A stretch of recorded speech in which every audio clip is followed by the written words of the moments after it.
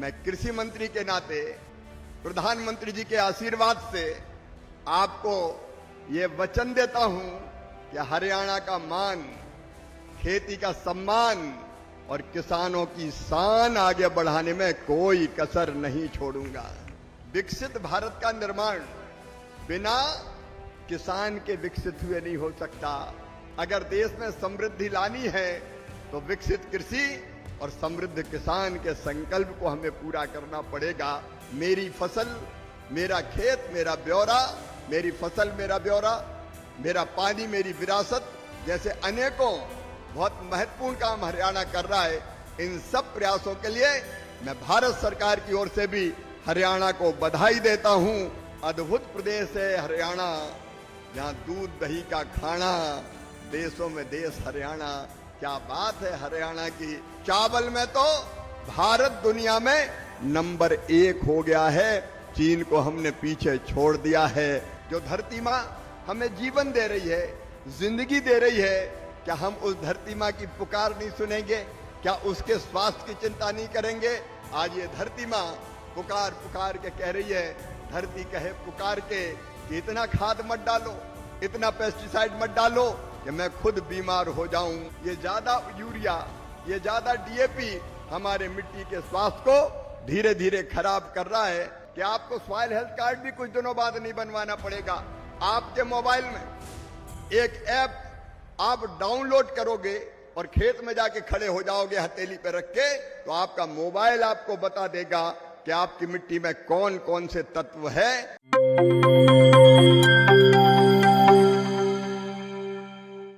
खेत बचाओ अभियान का समापन करने व समापन के साथ साथ इसी अभियान से आम किसानों को जोड़ने का उद्देश्य लेकर 30 जून को रेवाड़ी के बावल स्थित कृषि महाविद्यालय पहुंचे भारत के कृषि मंत्री शिवराज सिंह चौहान ने हरियाणा के मुख्यमंत्री नायब सिंह सैनी, कृषि मंत्री श्याम सिंह राणा व अन्य नेताओं की उपस्थिति में बढ़ते खाद के उपयोग को लेकर बड़ी बात कही। उन्होंने एक और चावल उत्पादन में चीन को पीछे छोड़कर हरियाणा के नंबर 1 बनने का जिक्र किया। वहीं दूसरी ओर रासायनिक खाद व कीटनाशक के अंधाधुंध बढ़ते उपयोग को लेकर भी चिंता जाहिर की। उन्होंने कहा कि रासायनिक खाद के विरोध में ही नहीं, बल्कि वे चाहते हैं कि किसान उतनी ही खाद का उपयोग करे जितनी जरूरत है। जरूरत से अधिक खाद अगर इसी तरह उपयोग की गई तो आने वाले समय में जमीन बंजर हो जाएगी। आप खुद सुनिए कृषि मंत्री ने क्या कुछ कहा। आज किसानों के इस कार्यक्रम में हरियाणा की पाग पहनाकर आपने सम्मान किया है। भारतवर्ष में पाग से बड़ा सम्मान और कोई नहीं होता।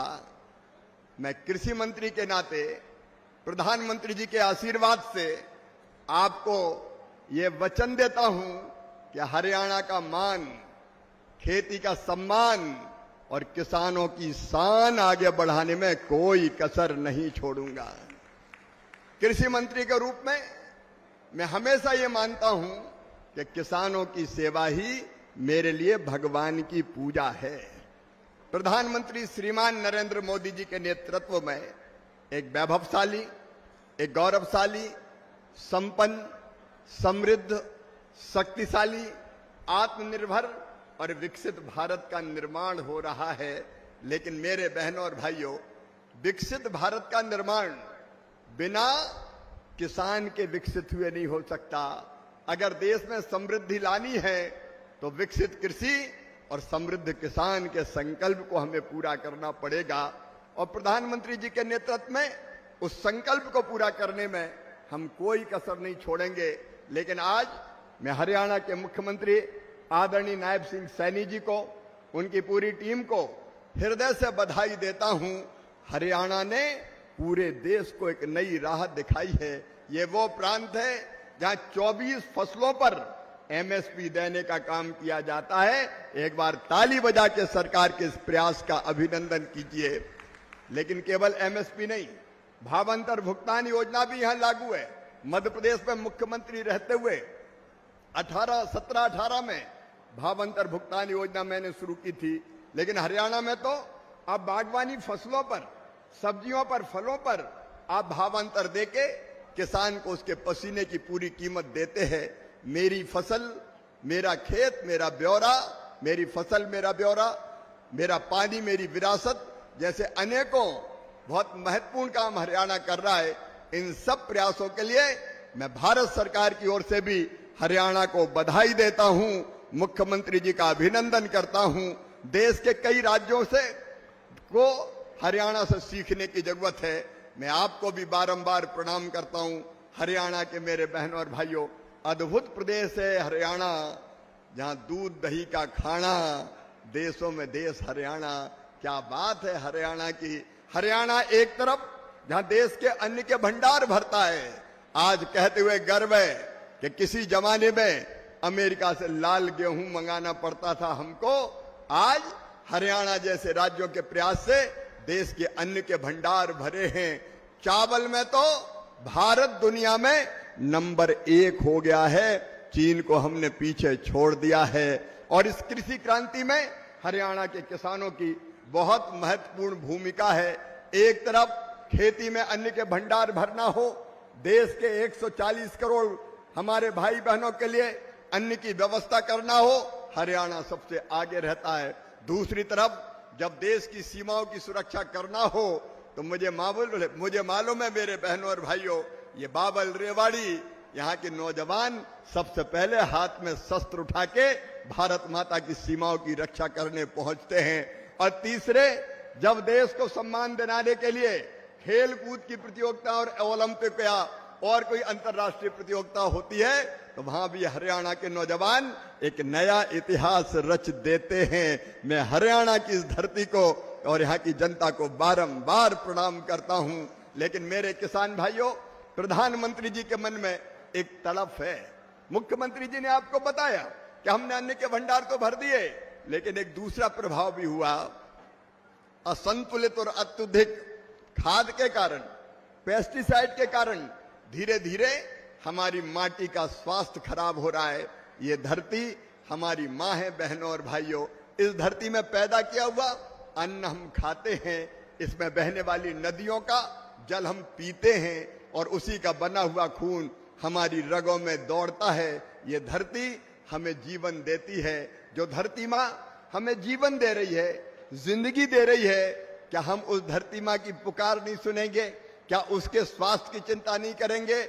आज ये धरती माँ पुकार पुकार के कह रही है, धरती कहे पुकार के कि इतना खाद मत डालो, इतना पेस्टिसाइड मत डालो कि मैं खुद बीमार हो जाऊं। मैं तुम्हारी माँ हूं। मैं खाद डालने से इनकार करने नहीं आया, लेकिन मैं आपको ये कहने आया हूं कि संतुलित प्रयोग करो।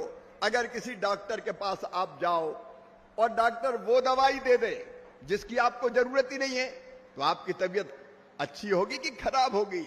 हम पहले ये तो देखें कि हमारे खेत में, हमारी माटी में कौन कौन से पोषक तत्व हैं और कमी किस चीज की है। जिस चीज की कमी है वो अगर धरती माँ को हम देंगे तो फसल और बढ़ेगी। लेकिन जिसकी जरूरत ही नहीं है, लेकिन डाले जा रहे हैं। रामलाल डाल रहे हैं तो श्यामलाल डाल रहे हैं। रामलाल ने 1 बोरी डाली तो श्यामलाल ने 2 बोरी डाली। ये ज्यादा यूरिया, ये ज्यादा डीएपी हमारे मिट्टी के स्वास्थ्य को धीरे धीरे खराब कर रहा है। और मेरे बहनों और भाइयों, इनके कारण जो प्रभाव पड़ता है, मिट्टी का क्षरण हो रहा है, इसमें एसिड बढ़ रहा है, पोषक तत्वों का संतुलन हो रहा है और इसलिए ग्रीन हाउस गैस का उत्सर्जन हो रहा है। और आप देख रहे हैं कि अगर अत्यधिक और असंतुलित खाद डाला तो उस खाद का, जो हम कीटनाशक दवाई डालते हैं, उस दवाई का असर हमारे फसलों पर आता है, बीज पर आता है, अन्न पे आता है, फल में आता है, सब्जियों में आता है और धीरे धीरे कई बीमारियों का घर हमारा शरीर बन जाता है। और दूसरा एक बड़ा और संकट है। आप सोचो मेरे बहनों और भाइयों, क्या ये धरती केवल हमारे लिए है? इस धरती माँ पे हमारी आने वाली पीढ़ियों का कोई हक नहीं है। अरे हमारे बाद हमारे बच्चे आएंगे, बच्चों के बाद उनके बच्चे आएंगे, फिर उनके बच्चे आएंगे। अगर यही असंतुलन कीटनाशक और फर्टिलाइजर डालने का बना रहा तो कुछ वर्ष बाद ये धरती अन्न पैदा करने से ही इनकार कर देगी। हमारे खेत इतने बीमार हो जाएंगे कि कितने ही खाद डालें फिर उत्पादन नहीं हो सकेगा।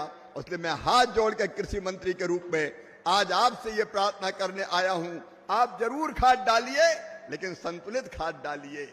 जितनी जरूरत है उतनी डालिए। माटी का परीक्षण करवाइए।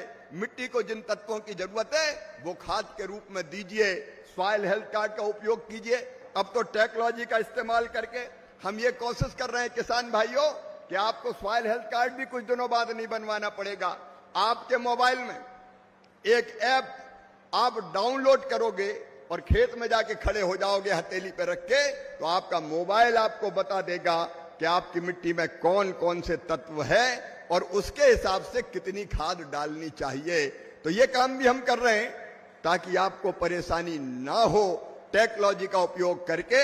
आज मैं आपसे फिर निवेदन करता हूं कि संतुलित खाद डालिए और हो सके तो थोड़ी सी जमीन पर प्राकृतिक खेती करके भी तो देखो।